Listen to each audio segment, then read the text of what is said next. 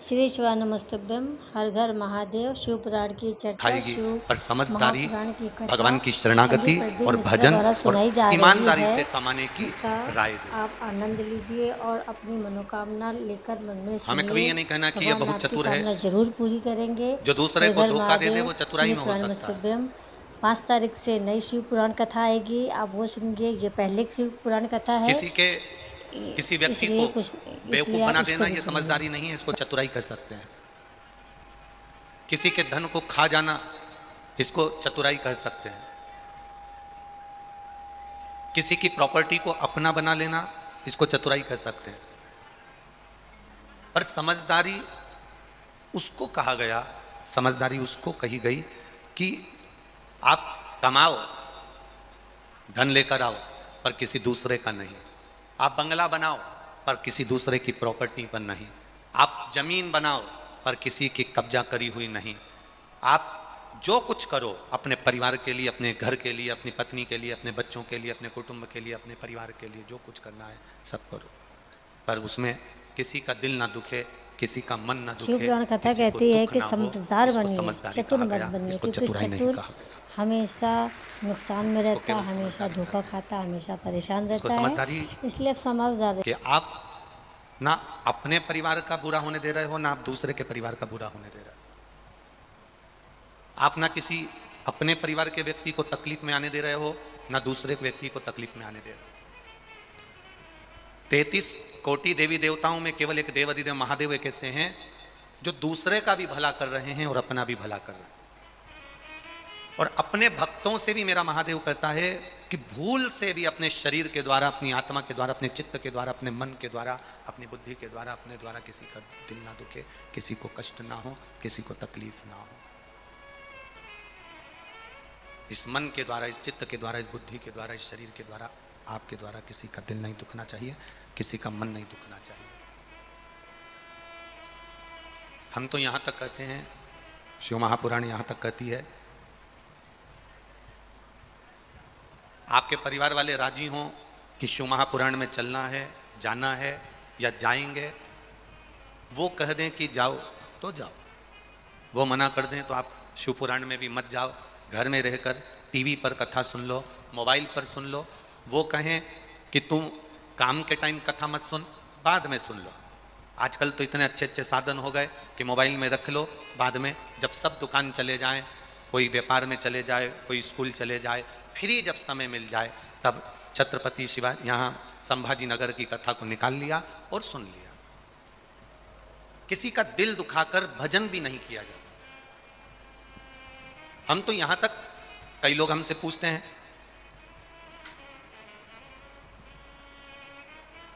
वो हितेश नारखेड़े ने कहा कि जजमान परिवार से व्रत करवाना पड़ेगा क्या गुरुजी? हमने कहा नहीं नहीं नहीं, इतनी चिलचिलाती हुई गर्मी पड़ रही है, धूप पड़ रही है, और दिन भर जजमान परिवार को फिरना पड़ेगा, काम करना पड़ेगा, लगना पड़ेगा, कार्यकर्ताओं के साथ उनको भी लगना पड़ेगा। व्रत कर कर बैठ जाएंगे और शरीर में अगर बल कम हुआ तो वो कथा का रस तत्व ग्रहण नहीं कर सकते। छत्तीसगढ़ की 7 गांव ऐसे हैं जिनके नाम हम कल आपको बताएंगे। छत्तीसगढ़ के 7 गांव और महाराष्ट्र के 2 गांव ऐसे हैं जहां टीवी पर कथा आती रहती है और बीच में जो कथा नहीं आती 2 दिन 3 दिन 5 दिन, तो छत्तीसगढ़ के कई गांव ऐसे हैं और महाराष्ट्र के कई गांव ऐसे हैं जहां लोग उतने दिन तक एक टाइम का भोजन ही नहीं करते हैं। ऐसे छत्तीसगढ़ और महाराष्ट्र के गांव। मान लो बीच में 5 दिन का गैप हो गया तो 5 दिन वो सुबह का टाइम भोजन करेंगी तो शाम को करेंगी नहीं, और शाम को करेंगी तो सुबह करेंगी नहीं।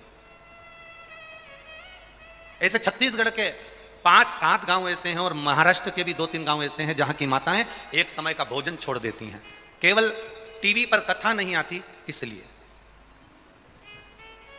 कथा सुनने को नहीं मिलती इसलिए। मेरा उन माओं से निवेदन है, हम आपके पुत्र हैं, बेटे हैं, आपसे केवल इतना सा निवेदन है कि आप दोनों समय आराम से भोजन करो, और कथा ना आए तो श्री शिवाय नमस्तुभ्यम का जाप करो, और कथा को दिल से श्रवण कर आनंद पाओ।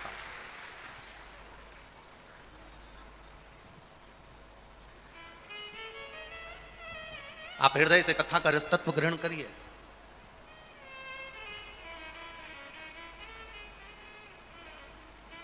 हम कथा करने आते हैं तो अपने कमरे में से निकल कर यहाँ आ जाते हैं और आधे घंटे में पहुँचकर कथा बाँचकर अपने कमरे में चले जाते हैं।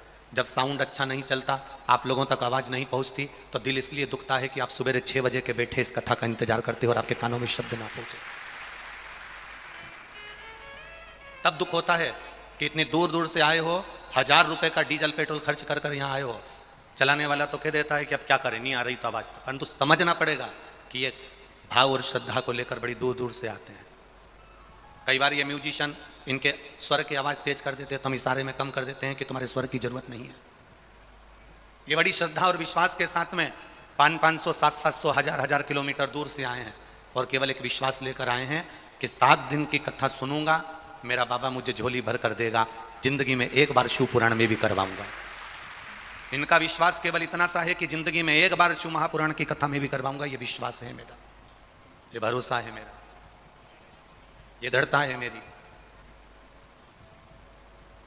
पर छल से नहीं,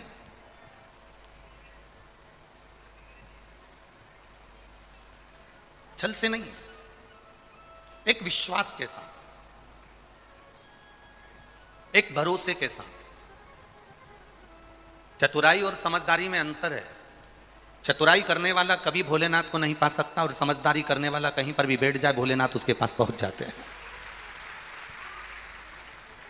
समझदारी किस चीज से होती है? समझदारी वो नहीं है कि आप बहुत पढ़ लिख गए तो समझदार बन गए, आप ऊंचे सिंहासन पर बैठ गए तो समझदार बन गए, आप एसपी कलेक्टर बन गए तो समझदार बन गए, आप कोई मंत्री का पद पा लिए तो समझदार बन गए, आप किसी खूब ऊंचे सिंहासन पर बैठ गए तो समझदार बन गए। पढ़ाई कर ली, इंजीनियर बन गए, डॉक्टर बन गए, कलेक्टर बन गए, एसपी बन गए, एसडीएम बन गए, मंत्री बन गए, संतरी बन गए, कलंतरी बन गए, उसका मतलब ये नहीं कि आप समझदार हो गए। समझदार किसको कहा गया?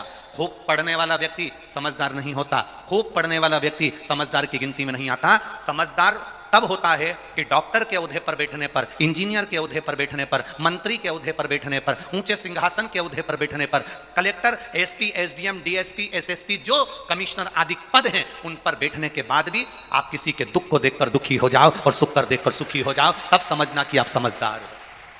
ये डिग्रियां तो कोई भी प्राप्त कर सकता है, डिग्रियों के बल पर तो कोई भी पद प्राप्त कर सकता है। कोई डॉक्टर बन सकता है, कोई इंजीनियर बन सकता है, कोई कलेक्टर बन सकता है, कोई मंत्री बन सकता है, कोई ऊंचे ऊंचे सिंहासन पर बैठ सकता है। उसमें समझदारी का पद नहीं होता। समझदारी डिग्रियों से नहीं आती, समझदारी वो आती है जो हमारे घर से दी जाती है। माँ बाप, घर के माता पिता अपने बच्चों को जो संस्कार देते हैं, कोई भूखा है उसको भोजन करा देना, कोई प्यासा है उसको पानी पिला देना। आप गाड़ी से जा रहे हो, पड़ोस का व्यक्ति नीचे गिर गया, आप खुश होकर अपनी गाड़ी आगे बढ़ाकर चले गए। बड़ी बड़ी गाड़ियों में आप बैठ कर जा रहे हो और सोचते हो मेरे पास में ये पद है, मेरे पास में ये प्रतिष्ठा है, मैं समझदार हूं। इसको समझदार नहीं कहा गया। किसी गिरे हुए को उठाकर हॉस्पिटल तक पहुंचा देना, यह समझदारी कहलाती है। किसी भूखे को भोजन करा देना, यह समझदारी कहलाती है। किसी प्यासे को पानी पिला देना, यह समझदारी कहलाती है। संत एकनाथ जी के पास में, पैठन के पास में आप रहते हो, वो संत एकनाथ जिन्होंने गधे को भूखा प्यासा देखा तो गंगा जल ले जाकर पिला दिया, वो संत एकनाथ की पीठ के पास आप निवास कर रहे हो। कलेक्टर कोई भी बन सकता है, पद कुर्सी किसी को भी मिल सकती है, सीए कोई भी बन सकता है, इंजीनियर कोई भी बन सकता है, डॉक्टर कोई भी बन सकता है। आप अच्छी पढ़ाई करो, एमबीए कोई भी कर सकता है, बीबीए कोई भी कर सकता है, ऊंचे सिंहासन पर कोई भी बैठ सकता है, फैक्ट्रियां कोई भी लगा सकता है। पर समझदारी का मतलब वो होता है कि किसी के दुख को देखकर आप दुखी हो जाएं और किसी के सुख को देखकर सुखी हो जाएं। पराये दर्द को अपनाए उसे इंसान कहते हैं, जो पराये का भी माल खुद खा जाए उसे हैवान कहते हैं। अब इंसान और हैवान में अंतर हो जाता है। जो दूसरे के दर्द को समझे, दूसरे के दुख को समझे, दूसरे के कष्ट को समझे, वो समझदारी है, उसे समझदारी कर।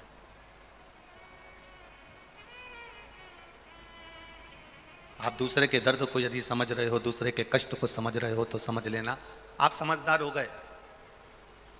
घर का एक बड़ा व्यक्ति, घर का एक पिता, घर का एक भाई, घर का एक बुजुर्ग, घर का बड़ा, घर में बुजुर्ग व्यक्ति को, घर के बेटे एक बुजुर्ग व्यक्ति को सम्मान नहीं दे रहे, घर का बड़ा व्यक्ति एक बुजुर्ग व्यक्ति का आदर नहीं कर रहा, और घर का एक छोटा सा बच्चा अपने दादाजी को एक गिलास पानी भर कर दे रहा है, तो बाप समझदार कि बेटा समझदार? बोलो जम के बोलो जरा, समझदार है कि नहीं? पिता समझदारी क्यों नहीं कर रहा? क्योंकि पिता को लग रहा है कि मेरे पिताजी ने अपनी जायदाद छोटे बेटे को दे दी, जब इनने इतनी चतुराई करी तो मैं भी इनके साथ चतुराई करूंगा, नहीं देना पानी मेरे को। अब इसको चतुराई कहते हैं, पर जो छोटा सा बच्चा है उसके अंदर चतुराई नहीं आई है, छोटे से बच्चे के अंदर चतुराईता नहीं आई है। छोटे से बच्चे ने देखा मेरी दादी पूजन कर रही है, छोटा बच्चा उनके पास जाकर बैठ गया, बुझी हुई अगरबत्ती की डंडी पकड़कर वो भी घुमाने लगा। इसको समझदारी कहते हैं। दादी को प्यास लगी, पानी लाकर दे दिया। माँ मना कर रही है दादी के कमरे में मत जाना, उन्हें दमे की बीमारी हो रही है, उन्हें पीलिया हो गया, उन्हें टीबी हो गई, उन्हें ये हो गया, उन्हें वो हो गया। दादा के कमरे में मत जाना, दादा को खांसी चल रही है, उनको इन्फेक्शन हो रहा है। दादी के कमरे में मत जाना, उनको इन्फेक्शन हो रहा है। पत्नी ने अपने पति को रोक लिया, पति ने अपनी पत्नी को रोक लिया, देवरानी ने जेठानी को रोक लिया। पर घर का एक छोटा सा बच्चा ऐसा होता है जिसको बीमारी का भी भान नहीं होता, वो अपने दादा दादी से प्रेम करता है, इसलिए उनके कमरे में दौड़कर चले जाता है। चतुराई तुमको आती होगी पर उस बच्चे को चतुराई नहीं आती महाराज। आज कथा में लोगों को थोड़ा बुरा लग सकता है, पर एक बात कहना चाहेंगे।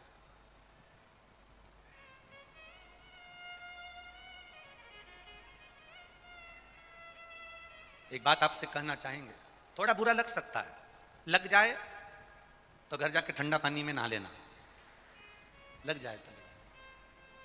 पहले के समय में, पहले के जमाने में दरवाजे पर एक व्यक्ति को बिठाया जाता था कि अंदर कोई कुत्ता ना आए। बोलो सही है कि गलत है? कोई जीव जानवर अंदर ना आए। पहले के समय में एक चौकीदार, एक व्यक्ति को, मनुष्य को, इंसान को बिठाया जाता था कि अंदर कोई कुत्ता ना घुस जाए, अंदर कोई जानवर ना घुस जाए, अंदर कोई जीव जंतु प्रवेश ना कर जाए। आज के जमाने में दरवाजे पर कुत्ते को बिठाया जाता है कि कोई इंसान अंदर प्रवेश ना कर जाए। बदलाव देखिए, कितना बदलाव है। कुत्ते को साबुन से नहला रहे हो और अपने आप को गौरव महसूस कर रहे हो कि मैंने कुत्ता नहलाया। कुत्ते की चेन पकड़कर, कट का चड्डा पहनकर, क्या बोलते हैं भगवान, हम तो जानते भी ना है। हाँ वो समझ गए ना, तुम लोग समझ गए ना, बस इतना इतना बरबुंडा, इतना इतना। अब उसको पहनकर, टी शर्ट पहनकर सवेरे सवेरे मॉर्निंग वॉक में कुत्ता घुमा रहे तो अपने आप को ऐसा महसूस कर रहे हैं कि मैं दुनिया का सबसे बड़ा सेठ हूं। पर देखने में ऐसा लगता है कि तुम कुत्ते को घुमा रहे हो कि कुत्ता तुम्हें घुमा रहा है। समझ नहीं आता, समझ नहीं आता। आज के तो कुत्ते भी समझ में नहीं आते कि इनका मुंह किधर है और पूंछ किधर है। कुत्ते ही समझ में नहीं। और तो और फिल्मों में कुत्ते का चरित्र इतना दिखाया कि कुत्ते को गोदी में लेके हीरोइन इसने कुत्ता का चरित्र इतना दिखाया। अब जितने लोग वो फिल्म देख रहे थे उतने लोग मन में सोच रहे थे हम ही कुत्ता बन जाते हैं।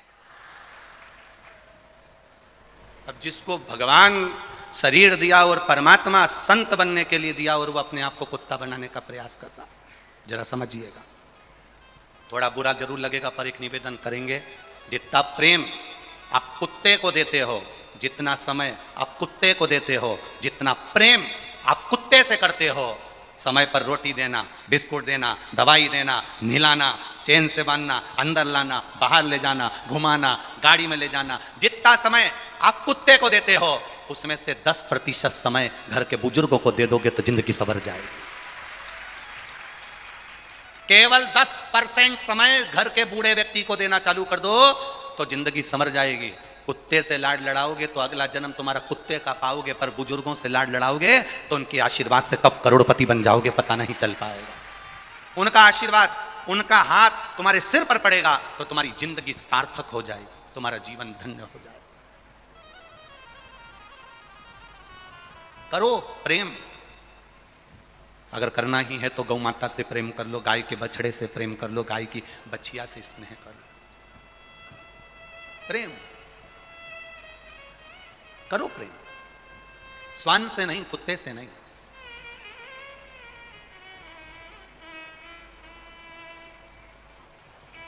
मत बुरे कर्म कर बंदे वरना पछताए, भगवान की आंखों से तू बच नहीं पाएगा।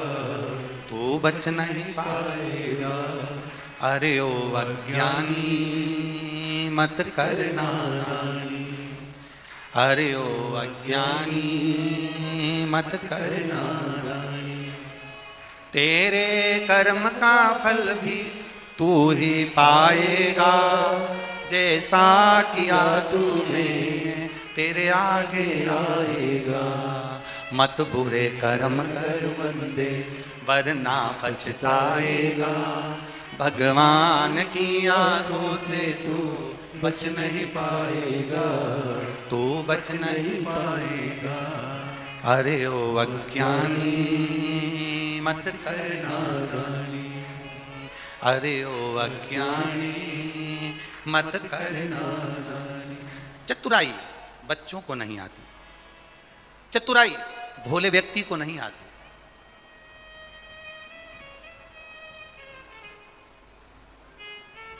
चतुराई मेरे महादेव को भी नहीं आती। भस्मासुर ने वर मांगा, ऐसा वर दे दो मैं जिस पर हाथ रखूं वही भस्म हो जाए। अगर चतुराई आती तो भस्म होने का आशीर्वाद देते क्या? नहीं। भोले थे, चतुराई नहीं आती। समझदारी थी मेरे भोलेनाथ में, पर उन्होंने वर दे दिया तू जिस पर हाथ रखे वही भस्म। चतुराई थी उस भस्मासुर में जो शिवजी पर ही हाथ रखने चला गया। चतुराई थी भस्मासुर में तो वो शिवजी पर हाथ रखने चला गया। शंकर जी दौड़ते दौड़ते दौड़ते दौड़ते दौड़ते दौड़ते भगवान विष्णु के पास पहुंच गए, क्योंकि उनको मालूम है ये भी चतुर है तो उसका नाम भी चतुर नारायण है, मैं उसके पास चले जाता हूं। अगर ये चतुर है तो मैं चतुर नारायण के पास चले जाता हूं, और चतुर नारायण के पास पहुंच। भोले को भोला मिलता है, समझदार को समझदार मिलता है, और चतुर को जम के बोलो चतुर मिलता है। आप अगर आज किसी को धोखा देकर 2 रुपए ज्यादा कमा भी लोगे ना कोई तुमको ऐसा चतुर मिलेगा, तुमने उसको धोखा दिया, वो तुम्हें धोखा देकर तुमने 2 रुपए उससे ज्यादा लिए, वो तुमसे 10 रुपए लेकर जाएगा। चतुर को चतुर मिलता। और भस्मासुर जैसे चतुर को चतुर नारायण मिले। क्या करा उन्होंने? स्त्री का रूप लेकर उसको नचाया, नचाया, उसी का हाथ उसी के सिर पर रगवा दिया। अब सोचो, इसने तो वर मांगा था और उसी को समाप्त करवा दिया उसी के वर से। चतुर को चतुर मिल जाता है, भोले को भोला मिलता है, सहज को सहज मिलता है।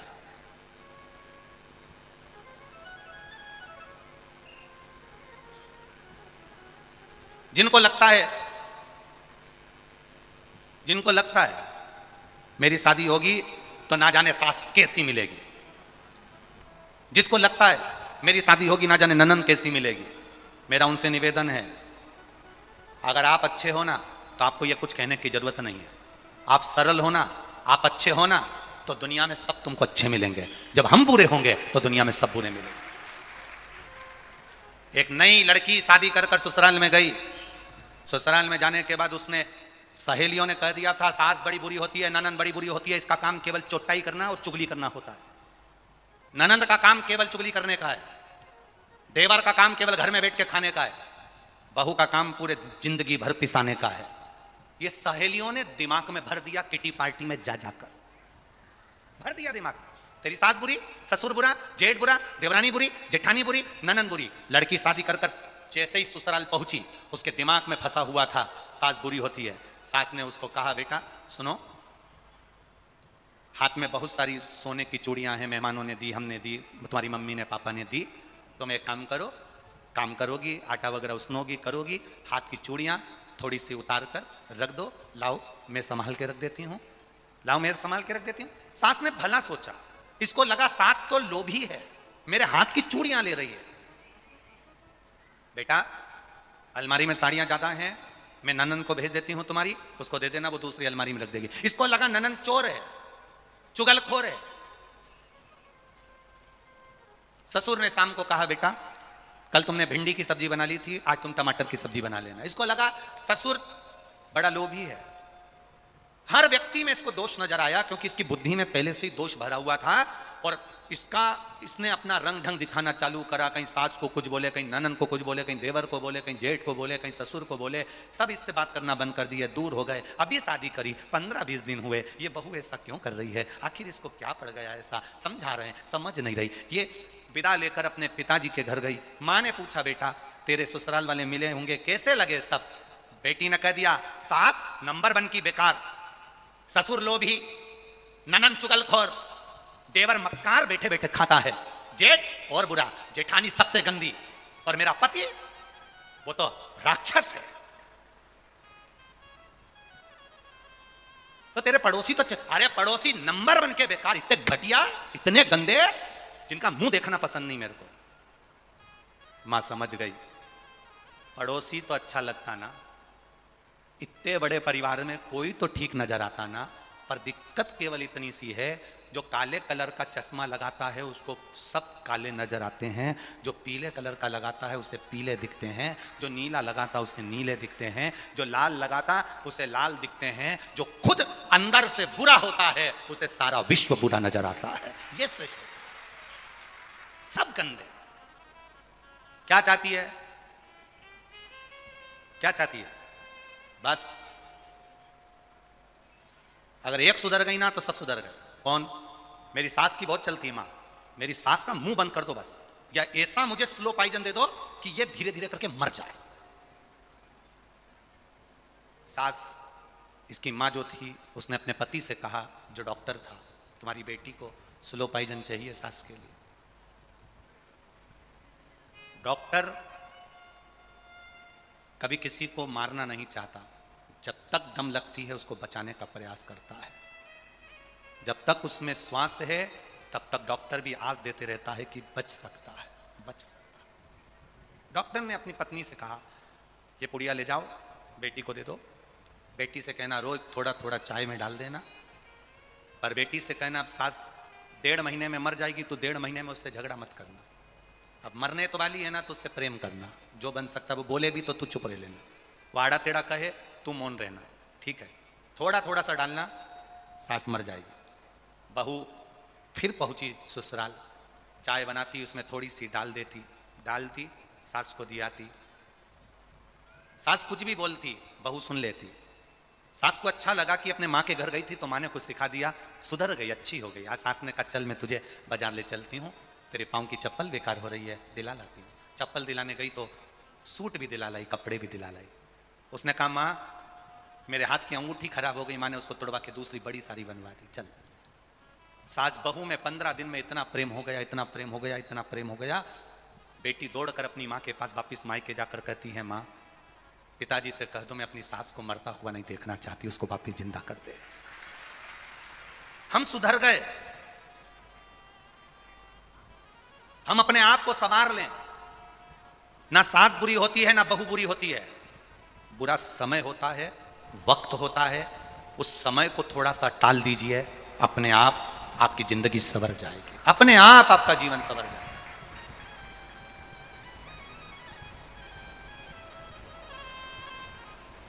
समय टलना चाहिए, कभी कभी समय टल नहीं पाता। कल शाम को 7 बजे उड़ीसा में एक ट्रेन हादसा हो गया,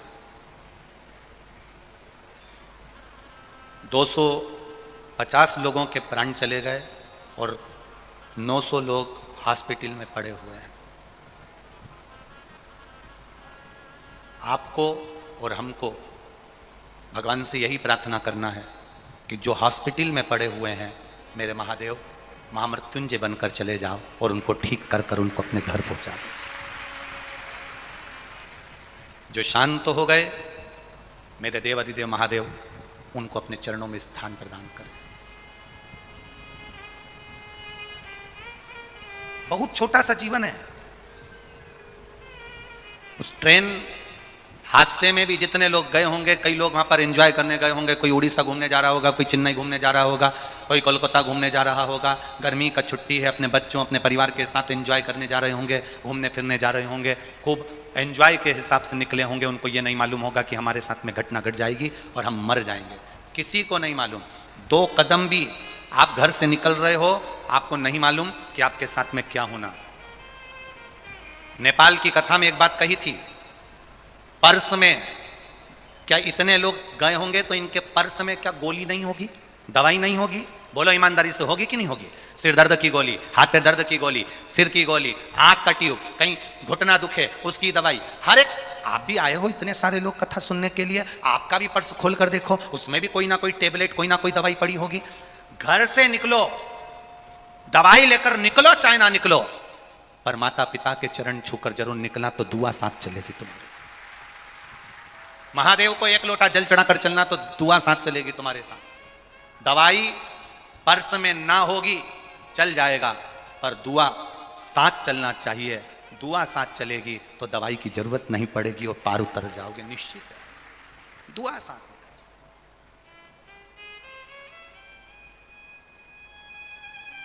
भजन के बल को बढ़ाओ, जीवन का कोई भरोसा नहीं है, कोई सार तत्वता इस शरीर की है ही नहीं। कब जाना पड़ जाए, कब प्राण चले जाए, कब प्राण छूट जाए, कोई भरोसा नहीं।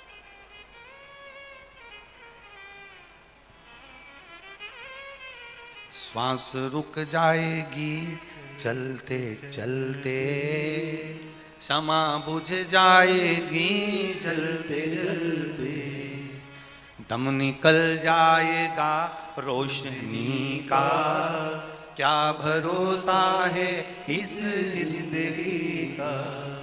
ये जीवन का कोई भरोसा नहीं, कोई भरोसा। कोई कहे आपसे भगवान को पाने के लिए भूखे रहना पड़ेगा, कोई कहे आपसे, हम तो यहां तक कहते हैं कि एकादशी का व्रत भी करो तो भूखे मत रहो, दिन भर चरो और एकादशी करो। हम तो यहां तक कहते हैं, खिचड़ी खा ली फिर भूख लगी चिप्स खा जाओ, चिप्स खाने के बाद भी भूख लगे 1-2 घंटे बाद तो पपीता खा जाओ, पपीता खाने के बाद भी भूख लगे तो 2-4 सेव फल निपटा जाओ, उसके बाद भी भूख लगे तो 1 गिलास दूध गर्म करके फिर पी जाओ, फिर भूख लगे तो राजगिरा की पूड़ी बनाकर खा जाओ, और भूख लगे तो आलू को उबाल के उसको पीस के उसका हलवा बना के खा जाओ, और भूख लगे तो 1-2 किलो केला, पपीता, सेव फल और खा जाओ, पर भूखे मत रहो। तुम तो खूब आराम से खाओ, दिन भर चरो और एकादशी करो, पर भगवान की भक्ति में कमी मत लो, भगवान के भजन में कमी नहीं आना चाहिए तुम्हारे। तुम भूखे रह जाओ और भगवान का भजन ना करो। कोई व्रत ऐसा होता है जिसमें आप लोग भूखे रहते हो, जैसे वो करवा चौथ का व्रत रहता है, उसमें तुम लोग कितने भूखे रहते हो, कितने। एक बार कोई इंटरव्यू ले रहा था करवा चौथ के व्रत का टीवी पर, तो पत्नी से इंटरव्यू लेने की जगह वो पति से इंटरव्यू ले रहा था। आप कुछ बोलिए करवा चौथ के लिए, उन्होंने अपना उत्तर दिया, ये सब बोला। बाद में पति उठकर गया, छत पर वापिस आया तो इंटरव्यू वालों ने पूछा तुम कहाँ गए थे, तो कि चांद देखने गया था। तो कि व्रत किसका है, पत्नी का। तो तुम चांद देखने काय को जा रहे हो, उसने सुबह से मुझे कुछ खाने नहीं दिया है, भगवान से प्रार्थना कर रहा हूं तू निकल जा, ये एक बार तुझे देख लेगी तो मुझे खाने को दे देगी। ये मैं उससे बोली थी कि जब मैं भी नहीं खा रही तो तुम काय को खा रहे, इसलिए मुझे खाने को नहीं। मैं भगवान से प्रार्थना कर रहा हूं कि चंद्रदेव तुम निकल जा।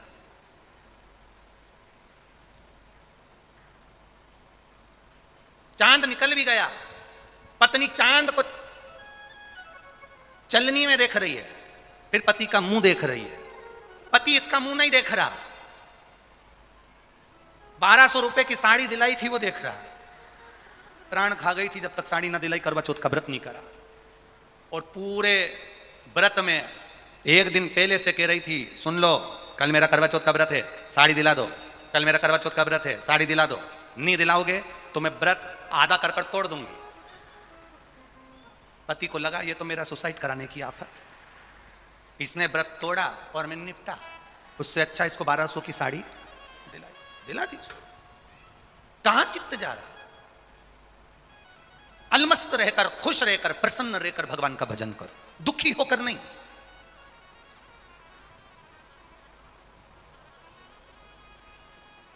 कोई मर गया घर में रो रहे हो, कोई मर गया घर के बाहर रो रहे हो, कोई मर गया हॉस्पिटल में रो रहे हो, कोई मर गया रोड पर चलते चलते रो रहे हो।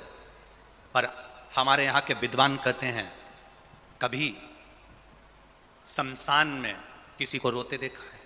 जम के बोलो जरा। मुर्दे को आग लगाई जा रही है, मुर्दे को जलाया जा रहा है, चिता में आग लगाई जा रही है, और परिवार का कोई व्यक्ति रोता है तो उसको मना कर देते हैं ये शमशान है, यहां रोना नहीं है। आग लगाते समय रोया नहीं जाता, चिता जलाते समय रोया नहीं जाता, शमशान के अंदर बैठ कर रोया नहीं जाता, घर पर रो लो, हॉस्पिटल में रो लो, घर के बाहर रोड पर रो लो, तुम्हारी मर्जी पड़े गाड़ी में रो लो, लेकर जा रहे हो मुर्दे को तो रोड पर रो लो, पर शमशान में जब आग लगे उस शरीर में, उस मुर्दे को जब जलाया जाता है, चिता में जब आग लगाई जाती है तो शमशान में नहीं रोया जाता है। लोग पूछते हैं शमशान में क्यों नहीं रोते हैं? शिव महापुराण की कथा कहती है वहां जगत का बाप रहता है और बाप के सामने रोया नहीं जाता। वहां जगत का पिता रह रहा है, जगत का बाप रह रहा है, मां देव अधिदेव महादेव रह रहे हैं, शमशान में उनका निवास है, उसके सामने रोया नहीं जाता। जब भी शंकर के पास जाना, शिव मंदिर में जाना, शिवालय में जाना, शिव महापुराण में जाना, रोना मत, वहां प्रसन्न होकर जाना। जिंदगी में कितना भी दुख हो तो भी मंदिर प्रसन्न होकर जाना। तो पार्वती जी भी शिव जी से कह देंगी इसकी जिंदगी में कितना दुख है, कर्जा है, बीमारी है, किराए के मकान में रह रही है, दुकान नहीं चल रही है, बच्चे सुन नहीं रहे हैं, गलत संगति में जा रहे हैं, पढ़ाई का पैसा नहीं है, रोटी के लिए मोहताज है, उसके बाद भी मंदिर में पानी चढ़ाने आती है, एक लोटा जल चढ़ाने आती है और मुस्कुरा कर आती है, हंस कर आती है। शंकर भगवान कहते हैं पार्वती इसकी जिंदगी में दुख है और ये मेरे मंदिर में आकर मुस्कुरा रही है, इसलिए आज जब ये जल चढ़ाकर जाएगी तो मैं इसको आशीर्वाद दे दूंगा कि तेरे सारे दुख कटेंगे और तू मुस्कुराती रहेगी। तेरे दुख कटेंगे और तू मुस्कुराती रहेगी। मैं आशीर्वाद दूंगा इसको, क्योंकि ये मेरे मंदिर में मुस्कुरा कर आती है, ये मेरे सामने मुस्कुरा कर आती है।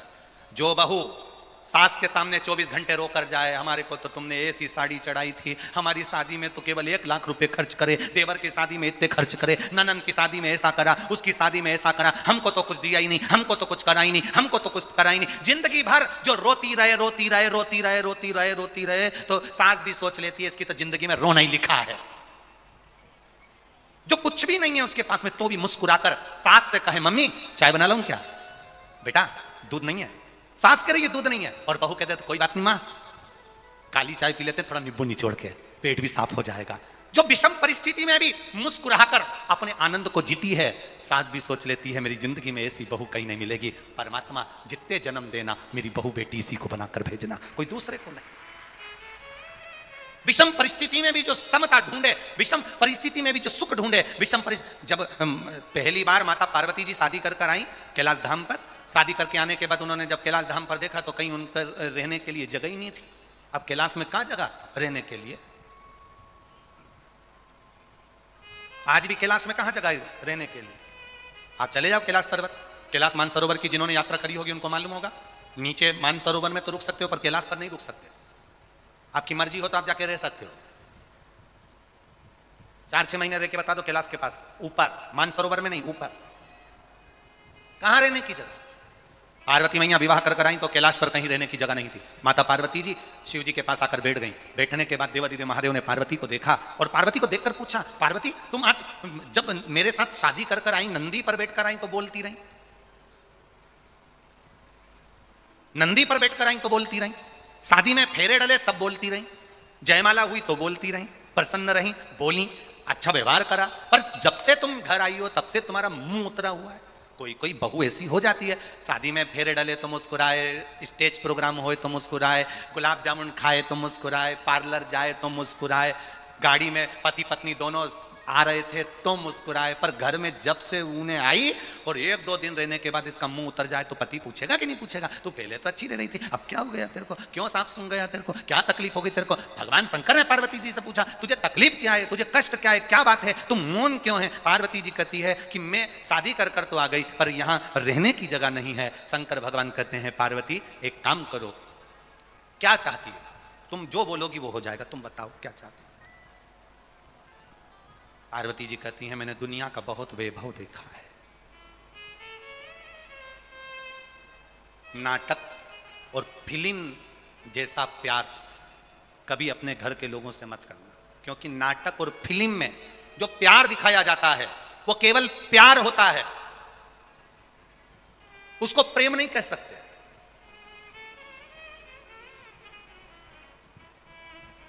उसको प्रेम नहीं कह सकते।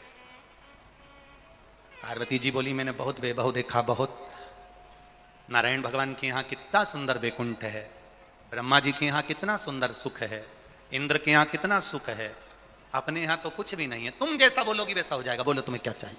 बोलो। कुछ नहीं, बस रहने के लिए एक सुंदर महल बन जाए, इससे बढ़कर क्या चाहिए? विश्वकर्मा जी को बुलाया और बुलाकर सुंदर समुद्र के बीच में महल बनवाया। पर भगवान तो भगवान थे, उन्होंने जो लीला रची कि ये दूसरे का वैभव देखकर अपना वैभव मत बनाना, दूसरे का वैभव देखकर वैभव मत बनाना। लोग कहते हैं, किसी भांग पीने वाले से पूछो कि तुम भांग क्यों पीते हो, तो वो कहता है ये तो शंकर भगवान का, बोलो बोलो जम के, प्रसाद है, ये शिव जी का प्रसाद है, इसलिए हम पी रहे हैं। कोई गांजा पिए, उससे पूछो ये दम क्यों लगा रहे हो, गांजा क्यों पी रहे हो, ये तो भगवान शंकर भी पीते थे। अच्छा, शिव जी भांग पीते थे इसलिए तुमने भांग पीना चालू करी, शिव जी गांजा पीते थे इसलिए तुमने गांजा पीना चालू करा, ये तुम कहते हो। शिव पुराण में कहीं नहीं लिखा कि शंकर ने भांग पी की गांजा पिया। शिव जी भांग पीते हैं इसलिए हम भांग पी रहे हैं, शंकर भगवान गांजा पीते हैं इसलिए हम गांजा पी रहे हैं। तुम शंकर जी की होड़ कर रहे हो। कोई कोई ऐसा है कि उसने जटा भी बना ली, हम शंकर का स्वरूप में रहते हैं, कोई के हम चंदन लगाते, कोई के हम रुद्राक्ष पहनते, कोई के हम शंकर के स्वरूप में रहते हैं। शंकर जी भांग पिए तो हम भांग पीते, शंकर जी गांजा पिए तो हम गांजा पीते हैं। तो मेरा निवेदन है, शंकर जी विष भी पीते हैं, पी लो, वो काहे को छोड़ रहे। शिव शंकर भगवान तो विष भी पिए है ना, तो पियो। दान, वैराग्य और आत्महत्या झटके से होती है। क्या क्या चीज, जम के बोलो जरा। दान, वैराग्य, वैराग्य से मतलब है भजन करना, सबसे दूर रहकर स्मरण करना, वैराग्यता। दान, वैराग्य और आत्महत्या झटके से हो जाती है, झटके से। आत्महत्या करने जा रहे हो, मरने जा रहे हो, और मरते मरते एकदम विचार आ गया, मेरी पत्नी और बच्चे का क्या होगा, नहीं मरा, वापिस आ गया, और विचार ही नहीं करा और मर गया तो मर गया। दान करने के लिए चले, एक कटोरी चावल लिया, एक 10 रुपए लिए, 50 रुपए लिए, 100 रुपए लिए, 500 रुपए लिए, 1000 रुपए लिए। दान करने के लिए विचार आया मन में, टीवी पर कथा सुन रहे थे, मोबाइल पर कथा सुन रहे थे, यहां बैठकर कथा सुन रहे थे, और मन में आया मेरा भी मन करता है कि 500 रुपए, 50 रुपए, 100 रुपए, 200 रुपए में दे दूं। बस तुमने विचार करा और मन से हाथ में मोबाइल आया और तुमने दिया, या बैंक में गए या कहीं गए और दे दिया तो दे दिया। और फिर विचार आया कि मैं दान करूंगा, और मन में आया कि मुझे दान करना है, और दान करने जैसे ही चला, इतने में मन में आया कि अब मैं थोड़ा 7 दिन की कथा पूरी सुन लूं, इसके बाद दान करूंगा। इतने में मालूम पड़े 500 रुपए पल्लू में बांध के लाई थी दान करने के लिए, आखिरी दिन दूंगी, आखिरी दिन दूंगी, आखिरी दिन दूंगी। इतनी मालूम पड़ा 7 दिन में ना जाने किसने पल्लू भी खोल लिया, लेके भी निकल गया। अब रो रही मैं तो दान करने के लिए 500 रुपए लाई थी, पड़ोसन से कह रही मैं 500 रुपए लाई थी दान करने, तो करे नहीं, आखिरी दिन करती, आखिरी दिन। 7 दिन निकाले, ये जिंदगी के 7 दिन। शिवपुराण कितने दिन की, भागवत कितने दिन की, जन्म कितने दिन में हुआ अपना, रविवार, सोमवार, मंगलवार, बुधवार, गुरुवार, शुक्रवार, शनिवार, रवि, और बस ये 7 दिन। विवाह हुए तो फेरे कितने डले, 7। भगवान कृष्ण ने जो पर्वत उंगली पर उठाया वो कितने कोस का था, 7 कोस। कितने दिन तक उठाया, 7 दिन तक। विवाह 7 दिन का, जन्म 7 दिन में, मरोगे भी रविवार, सोमवार, मंगलवार, बुधवार, गुरुवार, शुक्रवार और शनिवार। 7 दिन। रविवार को जन्म हुआ, सोमवार को बड़े हुए, मंगलवार को ब्याह हुआ, बुधवार को बच्चे हुए, गुरुवार को बीमार पड़े, शुक्रवार को हॉस्पिटल गए, शनिवार को निपट गए। पूरे दिन ऐसे ही निकल गए। भजन कब करा, भजन कब किया, दिन गए, समय गया, समाप्त हो गया।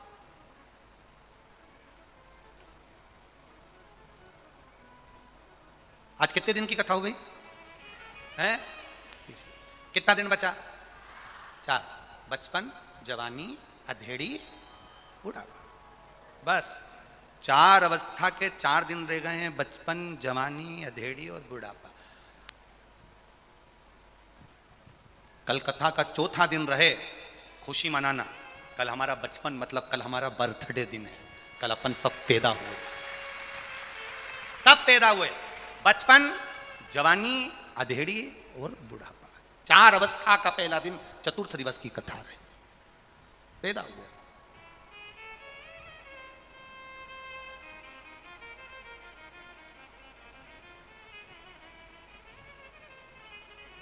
कितना सुंदर संवाद है। पूरी भारत की भूमि पर जन्मदिन मनाया जाता है। लोग कहीं केक काटते हैं, कहीं दिया जलाते हैं, कहीं मंदिर जाते, कहीं आतिशबाजी फोड़ते, कहीं नगाड़े चलाते, कहीं कुछ फंक्शन मनाते हैं। पूरी भारत की भूमि पर दुनिया के लोग जन्मदिन मनाते हैं, पर मेरे देव अधिदेव महादेव की नगरी काशी में मरण दिन मनता है। जो मरता है उसकी खुशी मनती है। भारत की भूमि पर दुनिया की सब दूर जन्मदिन मनेगा, पर मेरे शंकर की भूमि काशी विश्वनाथ की धरा, जहां मरता है कोई तो खुशियां मनाई जाती है। खुशियां क्यों? क्योंकि काशी में मरने वाले को गुरु मंत्र मेरे महादेव देकर भेजते हैं। उसका फिर पृथ्वी पर जन्म नहीं होता, वो तर जाता है। जन्म और मृत्यु के प्रपंच से छूट जाता है। गया गया। मात्र शिव महापुराण पर विश्वास करके एक बच्चा जो 18 साल का है, उससे कैसे जॉब लग गई, महादेव ने कैसे लगाई, महापुराण में बताया गया है। ये पंडित प्रदीप इतने सारे लोग भक्त लोग कथा सुनने आते हैं पंडाल में 7 दिन की। अपने साथ में अपने पूर्वजों का कोई मर गया, अधोगति में चले गया, कोई समाप्त हो गया, बहुत अभिलाषा लेकर चले गया, अटैक आ गया, कोरोना में चले गया, सुसाइड कर लिया, कुछ हो गया, बीमारी से चला गया, कुंवारे मर गया, जवानी में मर गया, अधोगति में मर गया, कोई बहू, कोई बेटा, कोई पति, कोई पिता, कोई अचानक जो मर गया, उसका फोटो भी लेकर यहाँ लोग कथा में आते हैं। आपने कई लोगों को देखा होगा फोटो लेकर बैठे रहते। कारण क्या है? कारण क्या है कि ये फोटो लेकर कथा में बैठी हुई हैं, ये फोटो लेकर कथा में बैठे हुए हैं। बाकी की कितनी कथा आप लोग टीवी पर देखते हैं, जितनी आप टीवी पर कथा देखो, चाहे भागवत जी सुनो, चाहे रामायण जी सुनो, चाहे देवी भागवत सुनो, कितनी भी कथा सुनना, उसमें आपको ये फोटो लेकर बैठा हुआ कोई नहीं मिलेगा। अपने अपने पूर्वजों का, अपने अपने पितरों का, अपने अपने घर गए हुए जीवों का फोटो लेकर किसी कथा में कोई नहीं मिलेगा।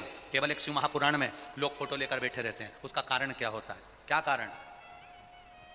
केवल एक कारण, जो पार्वती जी से महादेव ने कहा था, पार्वती ये तुम रुका जो चंचुला को कथा सुना रहे हैं, ये तुम रुका जो चंचुला को कथा सुना रहे हैं, ये कथा कोई साधारण नहीं जिसके जजमान आप और हम बनकर बैठे हैं। ईश्वर जी गोरा जी बनकर, गणा और गोर बनकर बैठे हैं। सुनो पार्वती, जिस स्थान पर शिव महापुराण की कथा होती है, जो उस कथा को श्रवण करने के लिए जाता है, उसके घर के जीव उसके साथ कथा श्रवण करने के लिए पहुंचते हैं। जब कथा पूरी हो जाती है तो उन जीवों का कल्याण अपूर्व हो जाता है।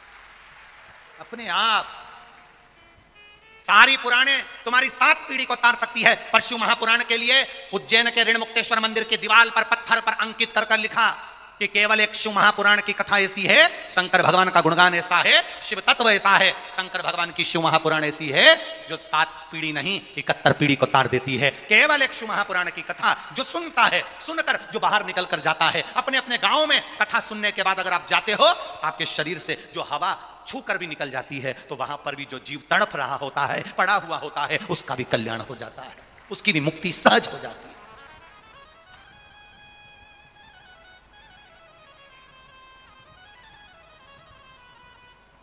महाराज, छत्रपति संभाजी नगर के राजा रहे छत्रपति संभाजी। जितना कष्ट छत्रपति संभाजी महाराज ने नहीं झेला होगा, उससे 1000 गुना ज्यादा कष्ट छत्रपति संभाजी महाराज की धर्मपत्नी येसुबाई ने झेला था। येसुबाई ने झेला था, छत्रपति संभाजी की धर्मपत्नी। छोटे से बच्चे को लेकर कारागार में डाल दिया गया था, सालों साल बैठी रही। महादेव की उपासक थी, शिव की उपासक। हिम्मत नहीं आ रही थी, येसुबाई ने हिम्मत नहीं आ रही। इन उपद्रवियों ने उनको बंद कर दिया, रख दिया, जेल में डाल दिया, छोड़ा नहीं। बेटे को छोड़ दिया पर येसुबाई को नहीं छोड़ा था। कितना कष्ट झेला होगा वो येसुबाई ने, इतना कष्ट।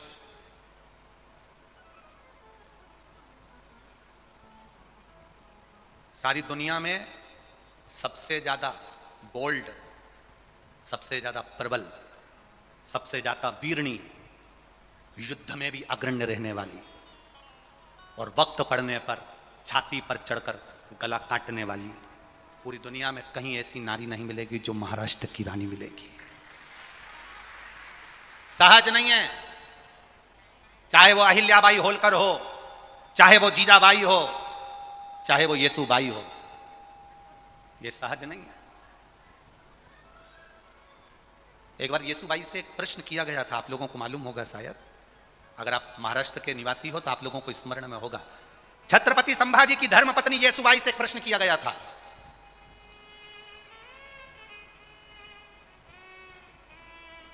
छत्रपति संभाजी की धर्मपत्नी येसुबाई से प्रश्न किया एक बार, स्वयं छत्रपति संभाजी ने ही प्रश्न कर लिया, स्वयं। कितनी विद्वान होगी येसुबाई, जरा अंदाजा लगाएगा।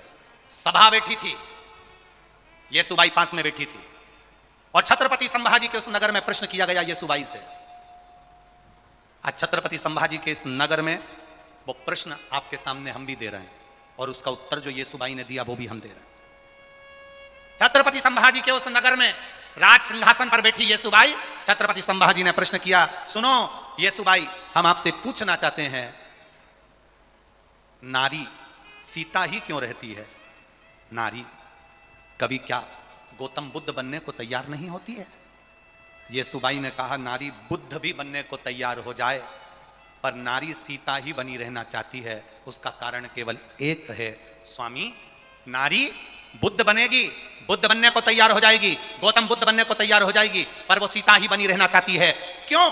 उसका एक कारण है, जैसे गौतम बुद्ध अपना घर छोड़कर चले गए, जंगल में चले गए, अगर एक नारी अपना घर छोड़कर चली जाती है तो लोग उसको ताना दे देकर मार देते हैं, ना जाने किसके साथ भग गई होगी, किसके साथ चली गई होगी। और अगर गौतम बुद्ध जंगल में रहने के बाद वापस लौट कर आते हैं, अपनी धर्मपत्नी के सम्मुख में पहुंचते हैं, अगर एक नारी थोड़े दिन वन में रहने के बाद वापिस लौट कर आए तो दुनिया के लोग ताना दे देकर मार देते हैं, ना जाने किसके साथ रहकर आई होगी। इसलिए नारी बुद्ध नहीं बनना चाहती, नारी सीता, अहिल्या और नारी सावित्री बनना चाहती है और अनसुईया बनना चाहती है। नारी के जीवन में बहुत कष्ट है, बहुत कष्ट, बहुत भारी जिंदगी होती है स्त्री की जिंदगी, नारी की जिंदगी। और बोल्डता भी बहुत रहती है, बहुत। मेरा विश्वास कहता है, मेरा भरोसा कहता है, ये मेरा विश्वास कहता है, इस व्यासपीठ से कहने में पीछे नहीं हटूंगा। आप लोग बुलाएं चाहे ना बुलाएं अगली बार, परंतु कहकर जरूर जाऊंगा, ये मेरा विश्वास कहता है। वो तो दिल्ली की थी साक्षी, जो उसको 40 बार चक्कू मारकर और पत्थर से सिर फोड़कर मार दिया। अगर महाराष्ट्र की कोई बेटी होती तो गला काट कर आ जाती।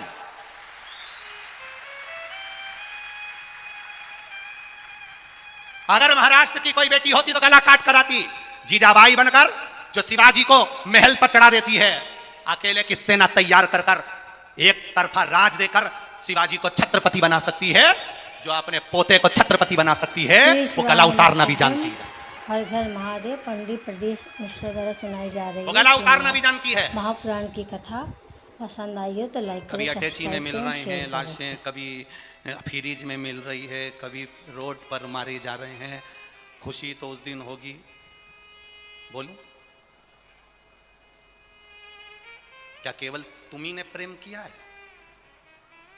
उसने गलती देखी, तुम्हें मार दी, तुम्हें तो कोई गलती दिखती होगी कभी जिंदगी में, तुम्हें भी तो गलती दिखती होगी। क्यों? प्यार में और प्रेम में अंतर है। प्यार में खून खच्चर होता है पर प्रेम में खून खच्चर नहीं होता। आपसे निवेदन है, बच्चों को काला धागा बांधते हो कि वो बुरी नजर से बच जाए। इस व्यासपीठ से कहेंगे, बुरी नजर से बचाने का प्रयास करते हो तो बुरी संगत से बचाने का भी प्रयास करना। अपने बच्चों को अच्छा मार्ग देना, सत्मार्ग दीजिए अपने बच्चों को।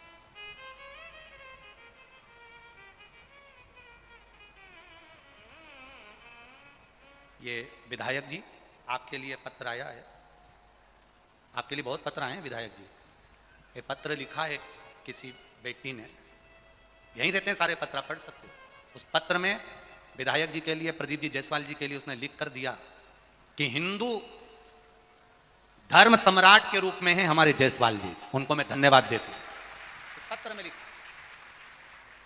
पत्र में जब वक्त पड़ता है, जब जरूरत पड़ती है, तब सामने जाकर खड़े हो जाते हैं। हम भी यही कहना चाहेंगे आपसे, चतुराई नहीं, समझदारी रखिए। समझदारी में दुखी व्यक्ति को दुखी देखकर अपन खुद दुखी हो जाते हैं और सुखी व्यक्ति को सुखी देखकर अपन स्वयं सुखी हो जाते हैं, स्वयं सुखी।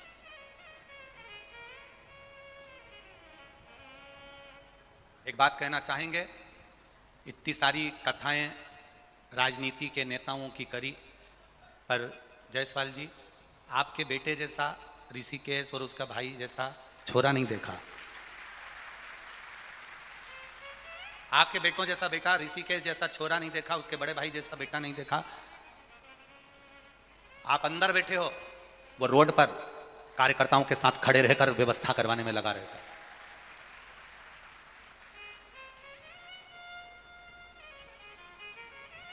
ये देखने को मिला। एक कथा और मालेगांव में करी थी दादा बाबू भूसे जी की, उनके भी बेटे ने बहुत मेहनत करी। यहाँ पर भी देखा कार्यकर्ताओं के साथ ऋषिकेश और उसका बड़ा भाई दोनों सेवा में लगे हुए। बहुत जरूरी है, बहुत जरूरी। आप अपने भीतर के बल को जगाइए। येसुबाई छत्रपति संभाजी की धर्म पत्नी वहां कैद में बंद थी, तो भी उसकी वीरता समाप्त नहीं हुई, उसकी वीरता खत्म नहीं। क्यों नहीं छोड़ा? येसुबाई के बेटे को छोड़ दिया और येसुबाई को नहीं छोड़ा गया था, कैद में बंद रखा था। आप लोगों तो जानते हो सब। नहीं छोड़ा येसुबाई को, छत्रपति संभाजी की धर्मपत्नी को कैद से नहीं छोड़ा गया। क्यों? अगर यह बाहर निकल गई तो फिर हमको दौड़कर भागकर जाना पड़ेगा और ये नगर राज्य वापिस येसुबाई का हो जाएगा। येसुबाई को छोड़ा नहीं।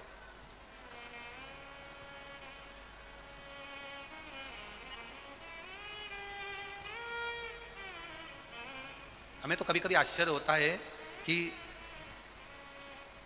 कितना दुख झेला तो भी छोड़कर नहीं गई। आज के जमाने की लड़की जरा सा दुख पड़ जाता है, छोड़कर चली जाती है अपने मायके, और मां भी कह देती है यहीं रह तू तो क्या करेगी जाकर, क्या करना अपने को वहां पर जाकर। ना, दुख है ना, थोड़ा सा निभाने का प्रयास करिएगा। समय बुरा होता है, समय को थोड़ा निकालने का प्रयास करना। हो सकता है एक व्यक्ति के साथ विवाह हुआ वो बेकार निकल जाए, दूसरे के साथ किया वो कौन सा अच्छा निकल जाए, किसको मालूम। बुरा और अच्छा किसने जाना। प्रयास करो।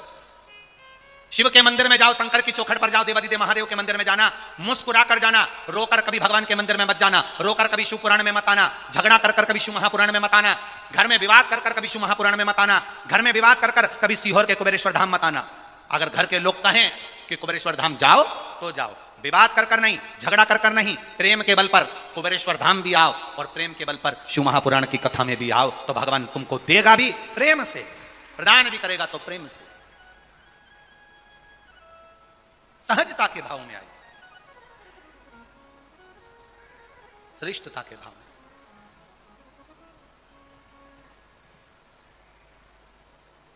महाराज विद्वत्ता, फिर निवेदन है आपसे। पार्वती जी ने शिवजी से प्रश्न किया और शंकर भगवान ने पार्वती से कहा क्या बात है, तुम्हारा चेहरा क्यों उतरा हुआ है, तुम्हारे चेहरे को उतार कर क्यों बैठी हुई। बहुत ध्यान देना मेरी जीजियों, और बहुत ध्यान देना मेरे जीजाओं, अच्छे से ध्यान देना। कभी भी घूमने जाओ ना, पति के साथ में अगर कहीं जा रही हो ना, और पतियों से निवेदन है अपनी पत्नी के साथ अगर कहीं जा रहे हो ना, चेहरे को स्माइल बनाकर रखना, थोड़ी प्रसन्नता बनाकर रखना। मुंह उतार कर रहोगे ना, श्रेष्ठता नहीं रहेगी। पत्नी घूमने जा रही पति के साथ और विवाद कर कर गए और चेहरा उतरा हुआ है तो पति को अच्छा नहीं लगेगा, और पत्नी अगर पति के साथ जा रही और पति का चेहरा उतरा है तो पत्नी को अच्छा नहीं लगेगा। थोड़ी प्रसन्नता जीवन में रखो, थोड़ी प्रसन्नता। अपने अपने घर में हॉल के अंदर एक इतनी बड़ी तख्ती लगाकर टांग दो, इतनी बड़ी तख्ती अपने घर के अंदर हॉल में टांग दो। उस तख्ती में लिख दो आप बहुत अच्छे लग रहे हो, थोड़ा हंस लो। तख्ती में लिख दो आप बहुत अच्छे लग रहे हो, थोड़ा सा हंस दो। जेब में मोबाइल हो चाहे ना हो, पर तुम्हारे चेहरे पर स्माइल होना जरूरी है। जेब में मोबाइल हो ना हो, 10 लाख का, 1 लाख का, 5 लाख का, 50,000 का, 25,000 का, 30,000 का, 5,000 का, 2,000 का, 500 का, 100 का, 200 रुपए का मोबाइल तुम्हारे जेब में हो ना हो, पर तुम्हारे चेहरे पर प्रसन्नता होना जरूरी है। वो इसलिए जरूरी है, मोबाइल जितना काम नहीं करेगा उतनी तुम्हारे चेहरे की प्रसन्नता काम कर जाएगी। यहां आए, दरवाजे पर पहुंचे और तुमने कहा मुझे अंदर जान दो, मुझे अंदर जान दो, नहीं जान देंगे। उसने कहा फोन लगाऊं अब्बी हाल, उसने फोन निकाला। अब इतनी भीड़ में कोई फोन चले, इधर से माइक चले, गाना बजे, भजन बजे, तो मोबाइल क्या खाक सुनाई दे। पर तुम जो आकर दिखा रहे थे ना, मोबाइल लगा दूंगी, मोबाइल पे बोल दूंगी, अब भी बोलती हूँ, मोबाइल निकाला। जो मोबाइल काम नहीं करे वो इस्माइल काम कर दे। एक बार सिर पे पल्लू रख के बोल देती भैया प्लीज, भैया भी कह देता जी जी। इस्माइल, प्रसन्नता, चेहरे की खुशी। कितनी भी गाड़ी भरी हो, कितनी भी गाड़ी, खूब सीट भरी हो ट्रेन के अंदर, खूब गाड़ी भरी हो, एक छोटा सा तो शब्द है प्लीज, फिर तो कितनी भी भरी होगी ना,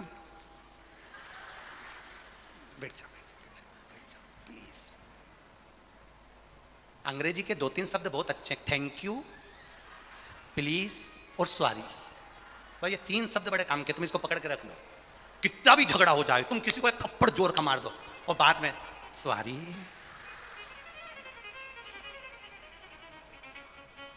हो गई। कोई ने तुम्हारे लिए इतना काम करा और तुमने एक शब्द छोटा सा थैंक यू, बस हो गया। मोबाइल किसी काम आएगा कि नहीं आएगा, पर तुम्हारे चेहरे की प्रसन्नता तुम्हारा काम कर जाएगी। शंकर जी के मंदिर में तुम्हारा मोबाइल काम आएगा कि नहीं आएगा, पर एक लोटा जल और मुख से बोला गया श्री शिवाय नमस्तुभ्यम काम कर कर चला जाएगा। चेहरे पर प्रसन्नता रखो, वो प्रसन्नता महादेव के चरणों की रखना। लोग पूछें तो इतनी खुश क्यों है, मीराबाई से पूछा गया था, बार बार पूछा गया। लोग पूछें कि तू क्यों इतरावे, क्या तो मिला जो तू फूलों समावे। मीराबाई ने एक ही शब्द कहा था, मेरो एक ही मंत्र महान के गुरु मेरो समरथ है। मेरो क्या तो करे गो यमराज, गुरु मेरो समरथ है।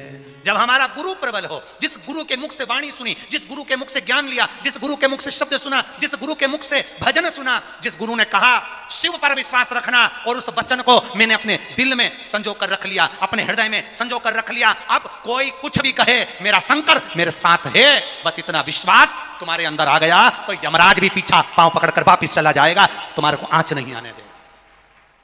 विश्वास प्रबल रखिए, भरोसा, दृढ़ता, एकाग्रता प्रबल रखिए। एक लड़के ने अपनी मां से कहा, मां तुम जिसकी कथा सुनती हो टीवी पर, ये सियोर वाला महाराज, कहता है जो मांगो वो मिल जाता है, मैं कुछ मांगू?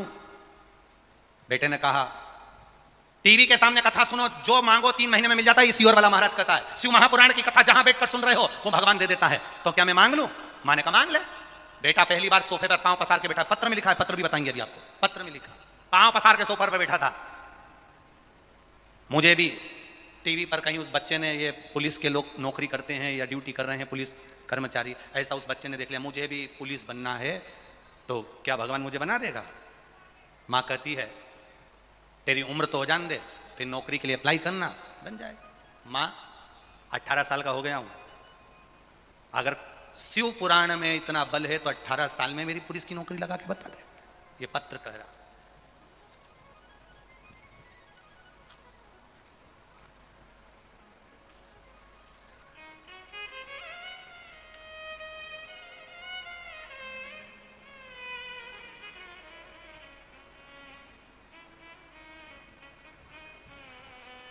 शंभु शरणे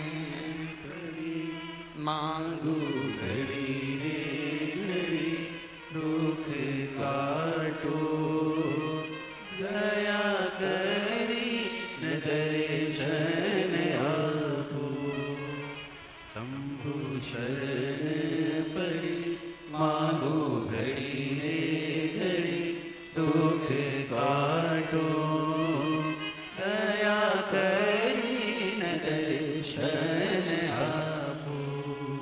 शंभु शरण पड़ी मांगू घड़ी रे घड़ी दुख काटो दया करीने दर्शन आपो।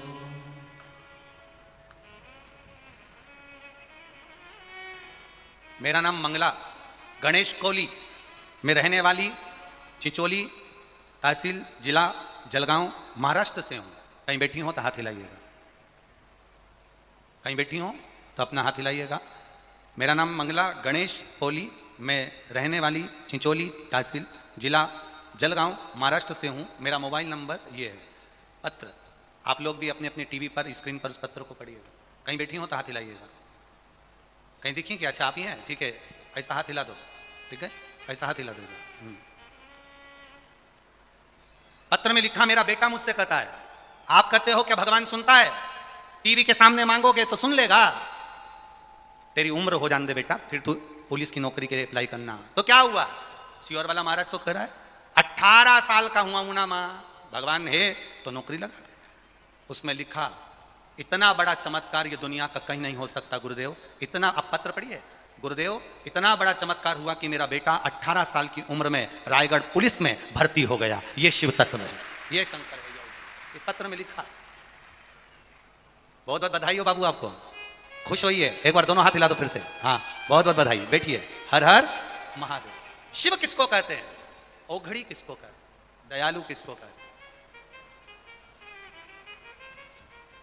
फिर आपसे कहेंगे, एक निवेदन फिर करेंगे, सब तुम्हारे भाग्य में जो लिखा होगा वो देंगे, पर महादेव वो देता है जो दुनिया में कोई नहीं दे सकता, वो मेरा महादेव दे देता।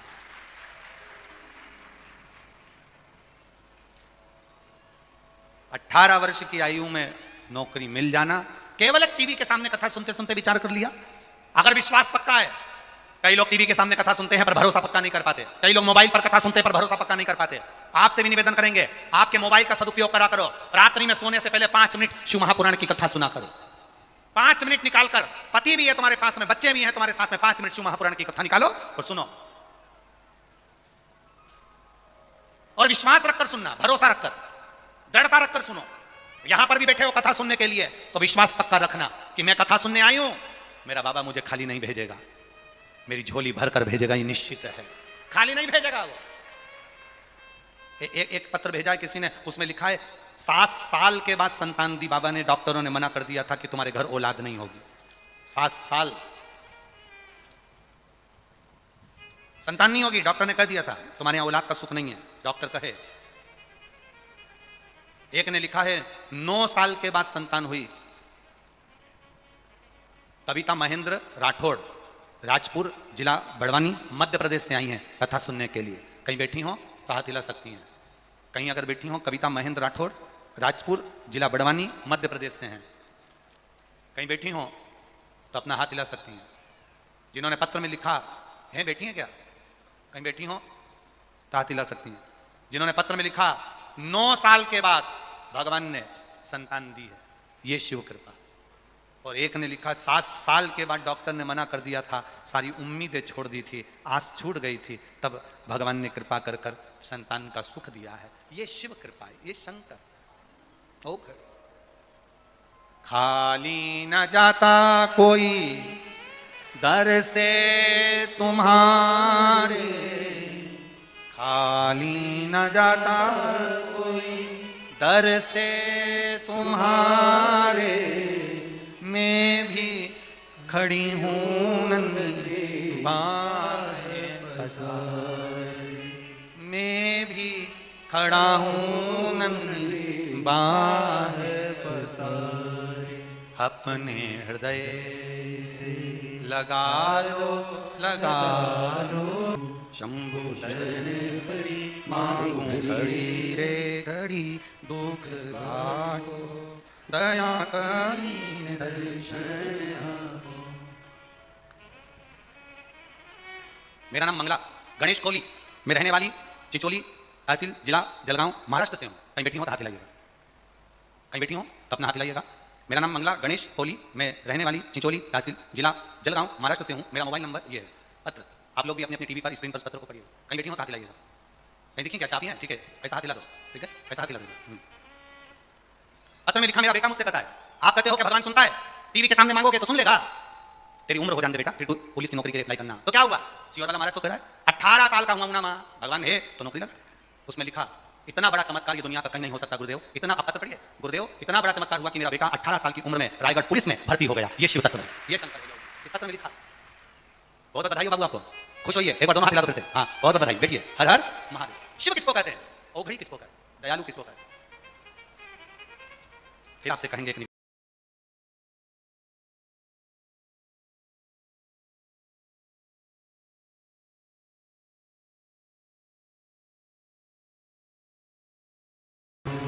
श्री शिवाय नमस्तु, श्री शिवाय नमस्तु, श्री शिवाय नमस्तु, श्री शिवाय नमस्तु। भोला सब दुख काटो, ओ भोला सब दुख काटो।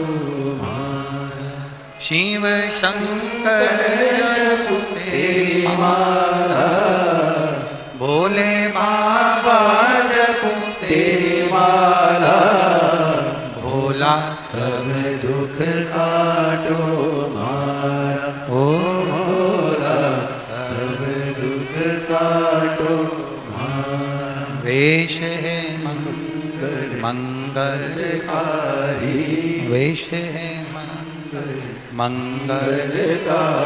शमशान वासी हमारा, शमशान वासी हमारा। ओ भोला सब दुख काटो मारा, ओ भोला सब दुख काटो। शिव कथा कह रही है, उससे कहा गया वो सुनता है। एक पत्र आया है, पुणे महाराष्ट्र से आई हैं। मेरा नाम मंजूषा संतोष उमाठे है। 18 साल से संतान नहीं थी गुरुदेव, 18 साल से संतान नहीं। सब लोग ताने देते थे, गाली देते थे, बांझ कहते थे। जब भी कोई फंक्शन में जाती थी तो सबसे आखिरी में बैठती थी, क्योंकि लोग मुझे ताना दिया करते थे। बाबा की कृपा से मेरी बहन ने परभणी में जाकर कथा सुनी पंडाल में बैठकर, और बाबा से विनती करी, और मैंने पशुपति व्रत करा, तो बाबा की कृपा से मेरा गर्भ ठहर गया है। 4 महीने का अभी मुझे गर्भ है, और मैं कथा सुनने के लिए आई हूँ। 18 साल के बाद बाबा ने सुना। कहीं बैठी हैं क्या जिन्होंने पत्र लिखा है? मंजूषा संतोष उमाठे। कहीं बैठी हो तो हाथ हिला सकती हैं, जहां कहीं बैठी हो। शिव कृपा से एक पत्र और बड़ा सुंदर लिखा है। सो सुनंदा कमलेश पाटिल, कमलेश्वर प्रकाश पाटिल, जलगांव महाराष्ट्र से। मोबाइल नंबर भी लिखा है। 12 अगस्त 2022 को मेरे पति का जब नींद से उठे तो आवाज़ चली गई। डॉक्टर को दिखाया तो वोकल कॉर्ड के अंदर पैरालिसिस आ गया। फिर डॉक्टर ने जांच कराई तो गले में गठान आई, जिसका इलाज चला तो कैंसर की गठान थी। गले की आवाज़ पूरी चली गई थी। कैंसर 4th स्टेज का हो गया था। रेडियंस चालू हो गए, अस्पताल के चक्कर चालू हो गए, पर आराम नहीं लगा। ऑपरेशन भी हुए, थेरेपी भी हुई, रेडिएशन भी हुआ, उसके बाद भी उनकी आवाज़ वापस नहीं आई, क्योंकि कैंसर 4th का था। किसी ने बताया कि शिवजी पे चढ़ा हुआ जल देना चालू करो। हमने शंकर भगवान पर चढ़ा हुआ पानी देना चालू करा। एक बेलपत्र उनके पास में रखना प्रारंभ करी, और बाबा की कृपा से कोरोना में आराम, इनको कैंसर में आराम लगा, और बाबा की कृपा से अभी 3 महीने से नौकरी पर भी जा रहे हैं। हम बाबा को यहाँ प्रणाम करने के लिए आए। ये शिव तत्व है, ये औघड़ी है। कृपालु दयालु दाता। किया गया भजन खाली नहीं जाए। पार्वती जी ने शिव जी से कहा, आप कृपा करें, मेरा मन है, मैं कैलाश पर तो आ गई हूं, पर मेरा मन है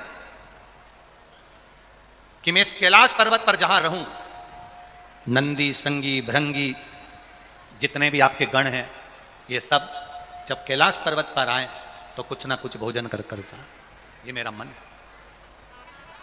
कल आपको कथा में कहा था, अतिथि आए, मेहमान आए, बन सके तो उसको भोजन कराओ, भोजन नहीं हो तो जम के बोलो जरा पानी पिलाओ, पानी नहीं हो तो आसन पे बिठाओ, आसन नहीं हो तो मीठी वाणी दे दो, मीठी वाणी नहीं हो तो मुस्कुराहट के दो बोल दे दो, इतना भी बहुत। माता पार्वती जी ने कहा, मेरा मन है कैलाश पर जो भी आए उसको भरपेट भोजन मैं खिलाऊं, ये मेरा मन है। एक जो बहू होती है ना, इसका बड़ा मन होता है कि कोई घर आए तो उसको मैं खूब खिलाऊं, अच्छे से रखूं। कई बार बेचारी भय के कारण, सास के कारण, परिवार के कारण कुछ बना नहीं पाती, खिला नहीं पाती। कथा में कहा था, ना बहू बुरी होती है ना सास बुरी होती है, दोनों बुरे नहीं है, दोनों के अंदर प्रेम है, दोनों के अंदर वात्सल्यता है, दोनों के अंदर करुणा है। केवल उनके कानों में जो कोई भर देता है, कुछ कह देता है, या वो कुछ गलत देख लेते हैं तो उनके मुख से निकल जाता है, हो जाता है। कभी शिव कथा कह रहे, भगवान शंकर का चरित्र कह रहा, शिव महापुराण कह रहे। पार्वती जी कहती हैं कि मैं जो भी मेरे कैलाश पर आएगा मैं उसका पेट भरकर भोजन कराऊंगी, आप मुझ पर कृपा करो। शंकर भगवान ने कहा, यहां पर नंदी, भृंगी, श्रृंगी गण जितने भी हैं सब तप साधना में लगे रहते हैं, किसी को भोजन की जरूरत नहीं पड़ती, और मुझे भी भोजन की जरूरत नहीं है क्योंकि मैं भी तप में लगा रहता हूं, मैं भी साधना में लगा रहता हूं। मानी नहीं पार्वती जी। ठीक है, पार्वती जी ने आज रसोई घर तैयार करा। विषम परिस्थिति में जिस कैलाश पर कुछ भी नहीं था वहां पार्वती जी रसोई घर तैयार कर। थोड़ा ध्यान रखना, बहुत बड़ा बंगला देखकर शादी करना उत्तमता नहीं है, बहुत पेट्रोल पंप देखकर शादी करना उत्तमता नहीं है, गाड़ी बंगला देखकर बेटी की शादी करना उत्तम नहीं है। बेटी की शादी ऐसी जगह करना जहां बेटी का आदर हो, सम्मान हो, सत्कार हो और उसको इज्जत मिले। एक पत्र लिखा है एक मां ने,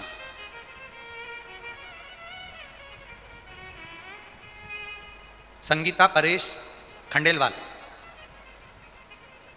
तहसील फुलंबी, जिला संभाजी नगर। मुझे 2 बेटी, एक बेटा है। बड़ी बेटी ने कोरोना काल में शादी कर ली। मेरी बड़ी बेटी ने जब कोरोना काल में लव मैरिज शादी कर ली, उसके बाद मुझे सभी लोगों ने बोलना चालू कर दिया, जो मिलता था मुझे ताना देता था, तुम्हारी एक बेटी ने शादी कर ली है लव मैरिज, दूसरी भी लव मैरिज ही करेगी। खूब अपशब्द कहते थे। गुरुदेव, आपकी शिव पुराण ने कमाल करा है।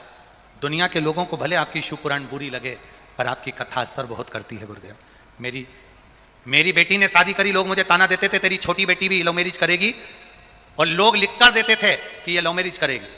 और मेरी बेटी एक दिन कथा सुनते सुनते टीवी के सामने मेरे सिर पर हाथ रखकर कसम खाकर कह दी, माँ मैं अपने माँ बाप को कन्यादान का मौका जरूर दूंगी, शादी भाग कर नहीं करूँगी। और मेरी बेटी की शादी 22 जून को बाबा की कृपा से होने जा रही है, और बाबा मेरी बेटी ने, हमने जो पसंद करा, मेरी बेटी उससे शादी कर रही है और हमें कन्यादान का मौका दे रही है।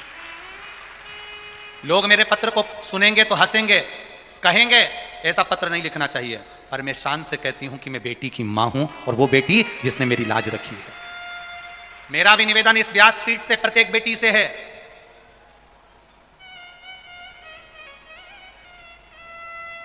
बेटा एक कुल को तारता है और बेटी 2 कुल को तारती है। एक बेटा अपने मां बाप को स्वर्ग भेजे कि नहीं भेजे, और ये शिव पुराण कहती है अगर मां बाप अपनी बेटी का एक बार कन्यादान कर देते हैं तो उनके लिए स्वर्ग का दरवाजा खुला रहता है।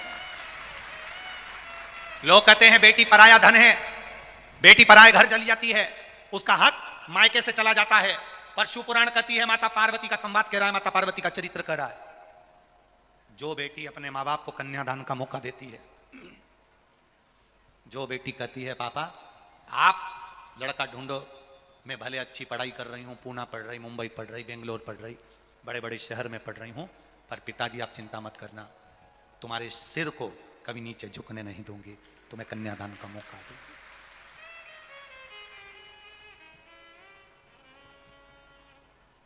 एक पिता का मान रखना बेटी, पिता की इज्जत रखे बेटी।